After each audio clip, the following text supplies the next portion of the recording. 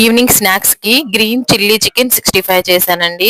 Taste మాత్రం super గా కుదిరింది. ఎలా చేయాలో చూసేద్దామా. 5-6 పచ్చిమిర్చి, కొత్తిమీర, అల్లం, వెల్లుల్లిపాయి మొత్తం మిక్సీ జార్ లో వేసుకొని మిక్సీ పట్టుకోవాలి.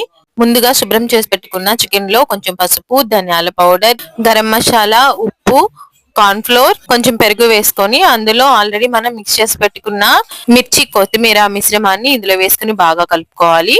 ఇది బాగా కలిసాక ఒక 10 నిమిషాలు పక్కన పెట్టుకొని పొయ్యి మీద కడాయి పెట్టుకొని అందులో ఆయిల్ వేసుకోవాలి. ఆయిల్ వేడెక్కాక మనం ముందుగా ప్రిపేర్ చేసి పెట్టుకున్న చికెన్ మిశ్రమం మొత్తం కొంచెం కొంచెంగా ఒక్కొక్కటిగా దాంట్లో ఆయిల్లో వేసుకొని బాగా ఫ్రై చేసుకోవాలి. రెగ్యులర్ గా చేసుకునే చికెన్ పకోడీలా కాకుండా ఒక్కసారి ఇలా చికెన్ 65 చేసుకొని చూడండి. టేస్ట్ మాత్రం సూపర్ అండి. మా పిల్లలకైతే చాలా నచ్చింది. మీకు కూడా బాగా నచ్చుతుంది. మీకు నచ్చితే సబ్స్క్రైబ్ చేయండి. ధనుష్ ఎలా ఉంది? మా వాడు చూడండి ఎంత ఎంజాయ్ చేస్తూ తింటున్నాడు.